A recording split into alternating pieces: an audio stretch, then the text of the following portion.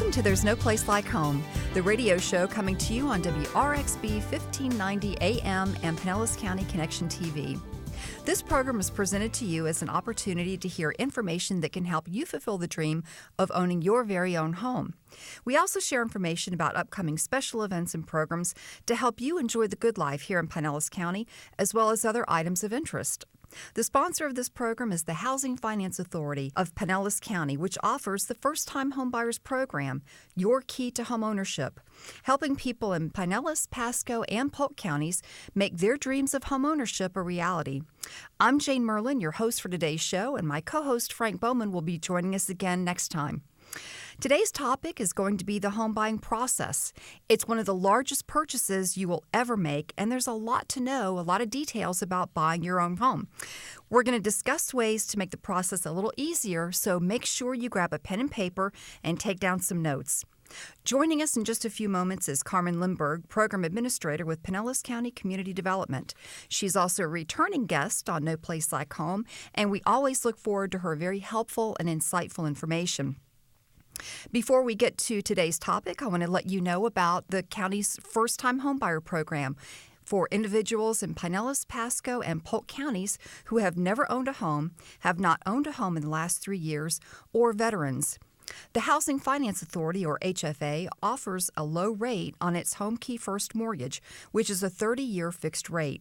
And if you need a little help with closing costs and down payment assistance, they can help you with that also with the Home Key Second Mortgage, available in Pinellas, Pasco, and Polk counties. To get your key to homeownership, call 464-8210 or visit the website at pinellascounty.org/community/HFA. And to reach us for more information or comments about the show, call us at that same number, 464-8210, or send an email to housingfinanceauthority@pinellascounty.org. Remember, you can also catch past shows by logging onto the website, and you can also watch us on YouTube. At this time, it's a pleasure to welcome Carmen Lindberg, Program Administrator from Pinellas County Community Development, and has a lot of great experience in the lending industry. She's been a loan originator, an underwriter, and a mortgage broker. Her knowledge and expertise is very valuable to us all, and I want to welcome her back to There's No Place Like Home. Good morning, Jane. Thanks for having me back. Oh, thank you so much for being here. You know, we've talked before about buying a home is probably the most stressful experience that you're going to have. It's the largest purchase in most cases.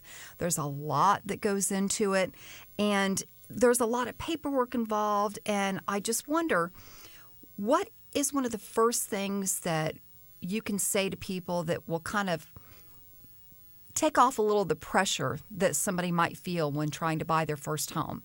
Well, to take off the pressure, the one comment I always stress to people, they're in the driver's seat. This is their train. They're running it. They are in control. First-time homebuyers don't feel that way, but they need to understand they are. And they need to take control from the beginning. And I always think the first thing to do is sit down, get your financial house in order, and figure out your budget. And speaking of that, I know that there's a lot of confusion about there. There's a lot of great programs out there to get you into a home. A lot of financial programs exist right now. There's a lot of wonderful opportunities out there. But how do you begin the process of finding out how much can you afford? Well, the first thing I really would like to see people do is not only look at their personal finances and a number they feel comfortable with, but also get enrolled in a homebuyer education class. Because this will tell them up front the whole process. It even goes through budgeting and how to set up budgeting. And it's really a good place to start to initiate them into what the program is going to take them through and require of them, because it is a process and a long one, and that way they might be a little more prepared when they get started. So these homebuyer education classes, they're going to give you some of the tools that can help you in this process. And I know that some programs require that you have a certificate, right? That is correct. And as a matter of fact, our first-time homebuyer program does require that certificate, as does we have a second program that's really for anybody, but if they are first-time homebuyers, they have to have that certificate. And what a wonderful opportunity for people, because I understand these classes are free. They are. Right?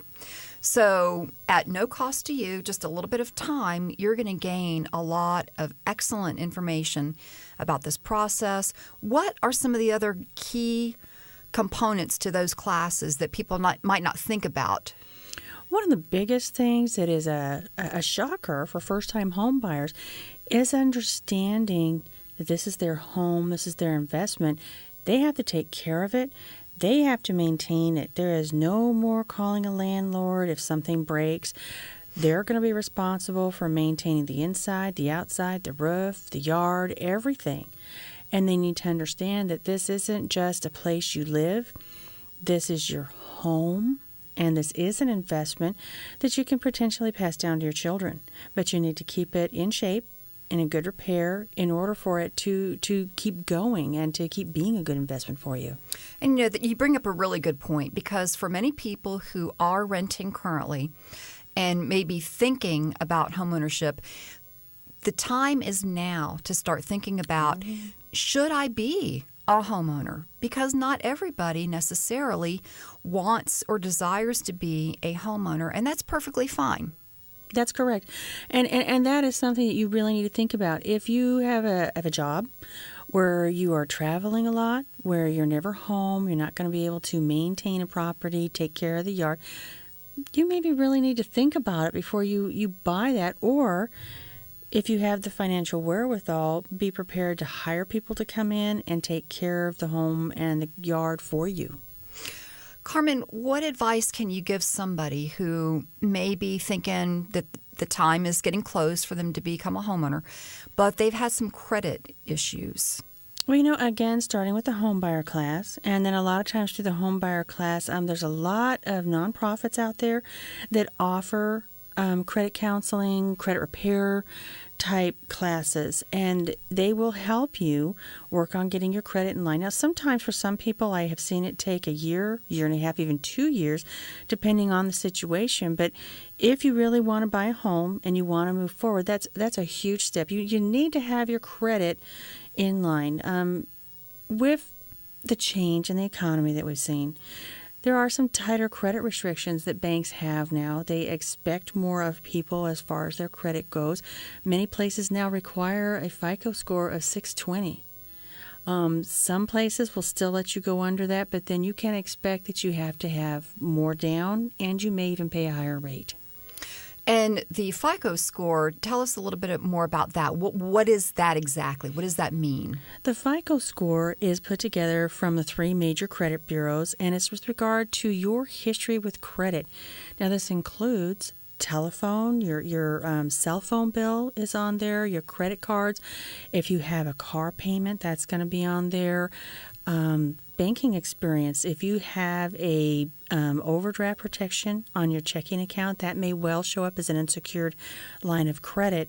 And how you use your credit, how you make your payments. Do you make them on time every month? Are you behind? Do you currently owe 20, 30 days on a bill? Some people think that it's just fine not to pay those bills every month. If they pay them every other month and catch up, they're fine. But it's not. That then shows that you're consistently late, and that's not something lenders are looking for in a borrower, somebody that cannot make their bills every single month on time.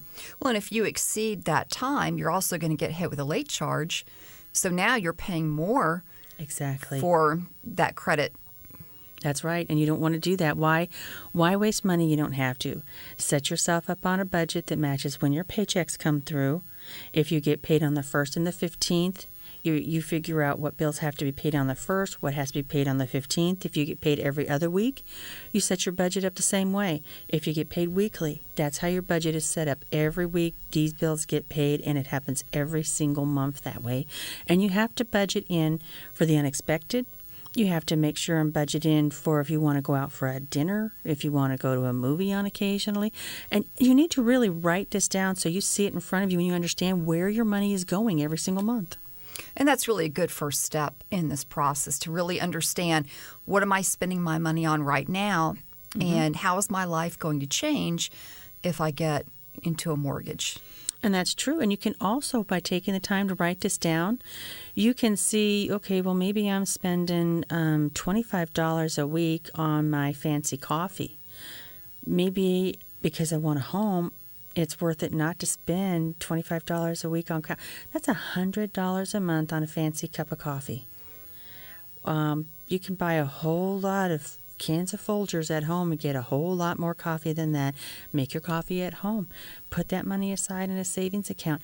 $100 a month will also, if you put that in a savings account when you have your house, that's going to go for your needed repairs. Your water heater goes out, you can be looking to have someone come out and put you in a new water heater, $800 to $1,000. Most of us just don't have that kind of spare cash sitting around right now. When you're a homeowner, you need to have that sitting around. You need to have that in your checking account.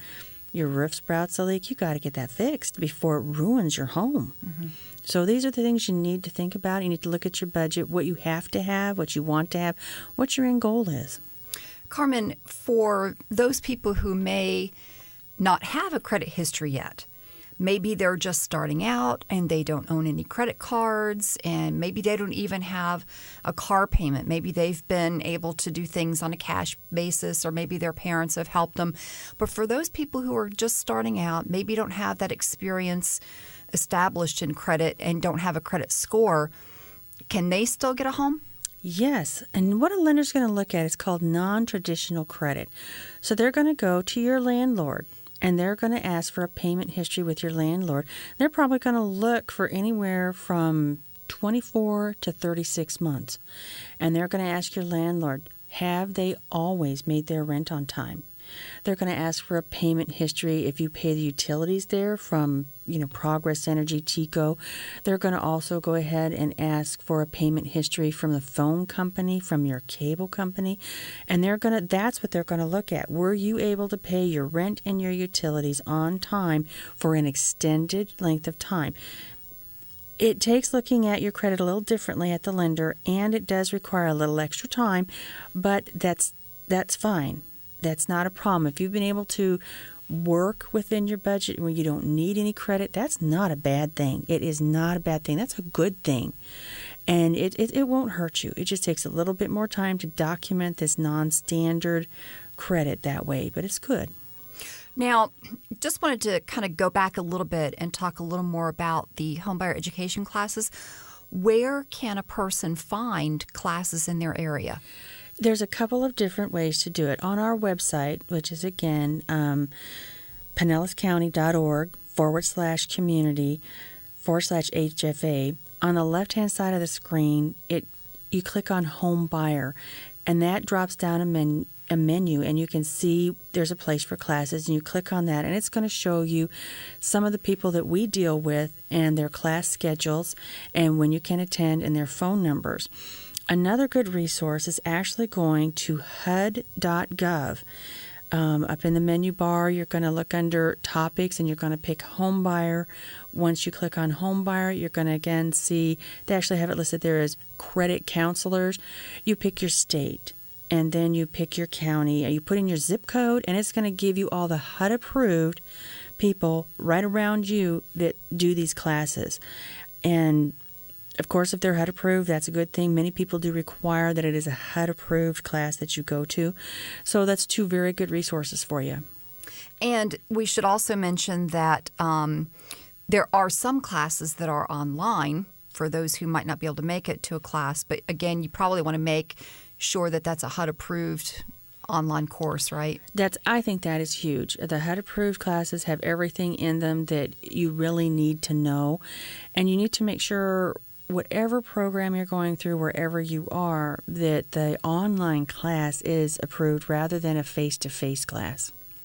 And I know that those certificates are typically good for about a year. That's correct. So really, would you recommend that somebody just goes ahead and does the class and gets all that information, those tools ahead of time prior to actually going out and putting a contract on a home? Definitely.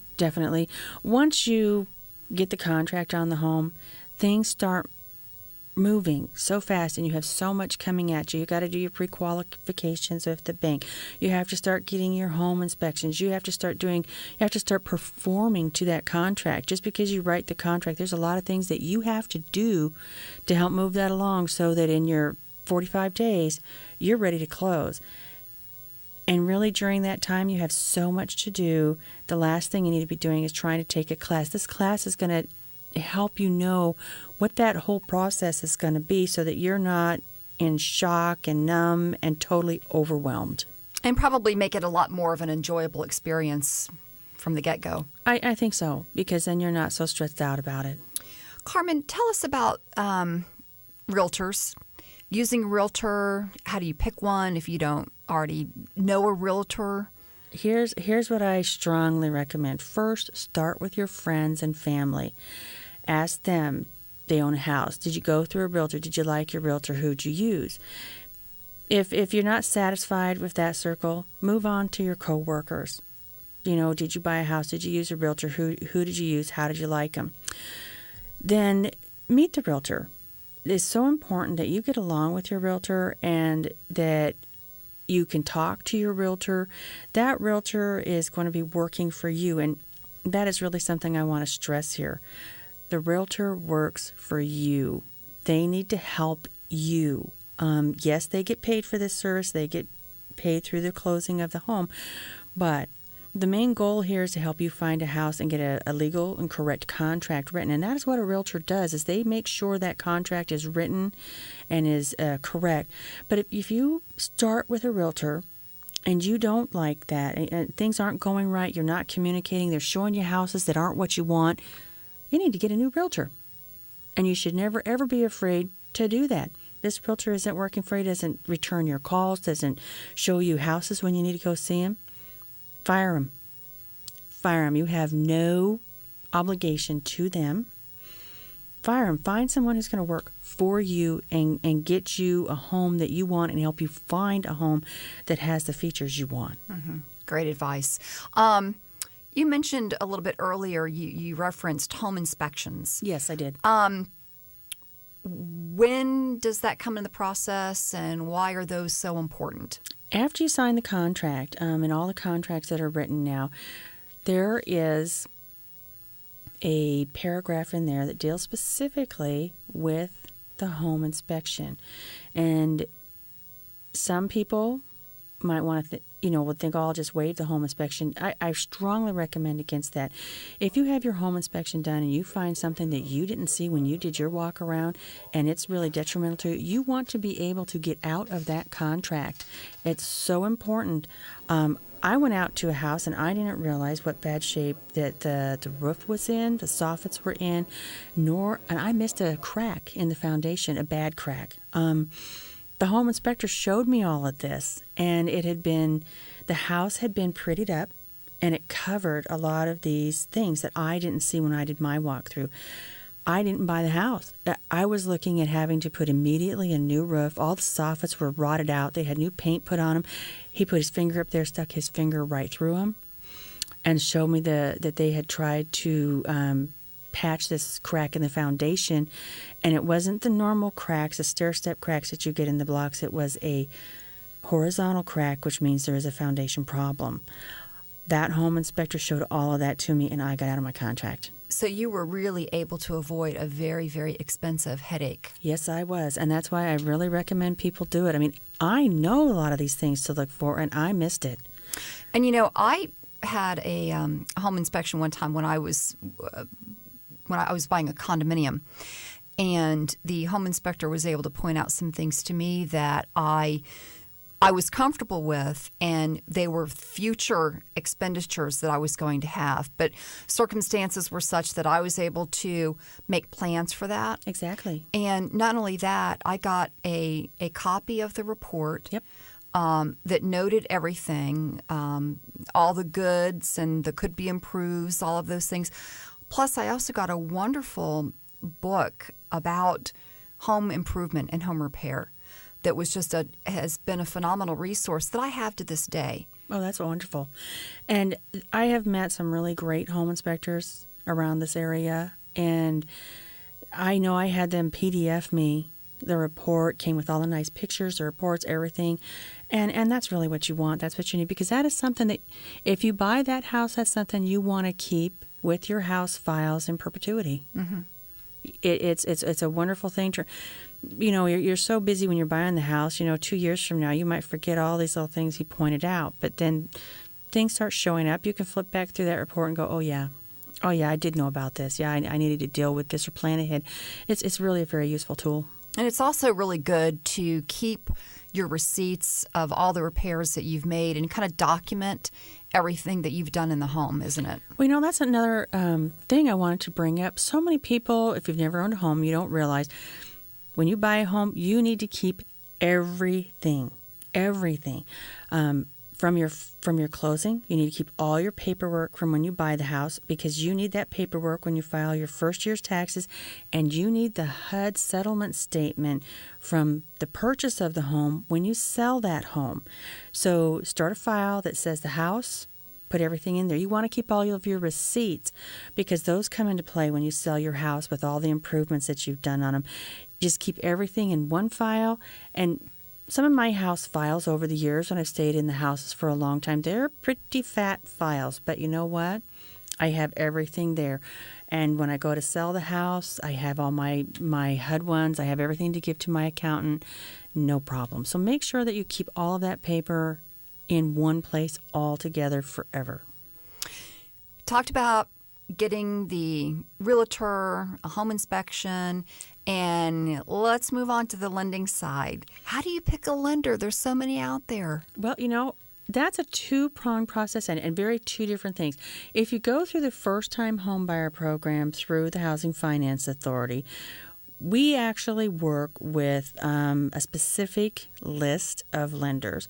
And when you call up, they're going to refer you out to those lenders. Now, these are lenders that we have looked at. We have gone through the program with. They're good, solid lenders. They're not going to give you a bunch of junk fees and garbage fees. We have another program where you can go through any lender that you want.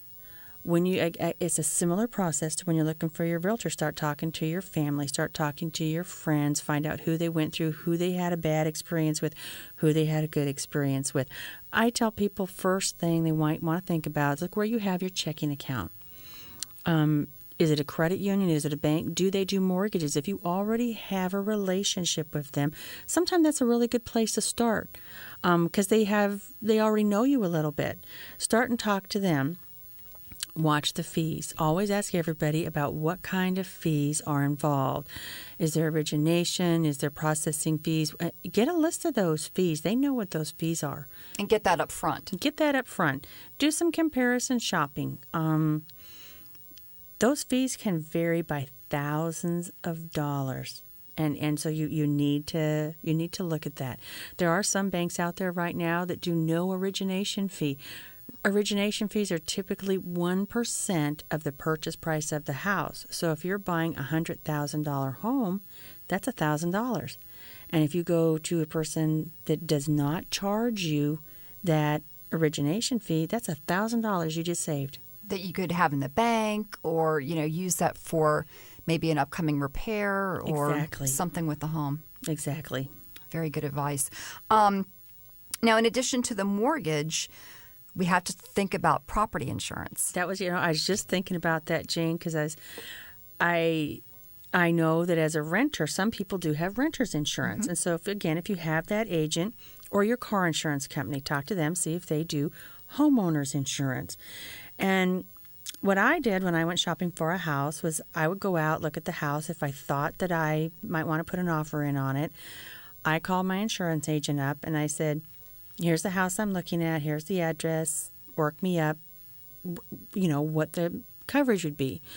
And they would do that because that falls into your budgeting arena. Because when you budget, you're not only looking at the repayment of the loan itself, which is your principal and interest, you're also looking at what the taxes are and the insurance are. And those are escrowed monthly.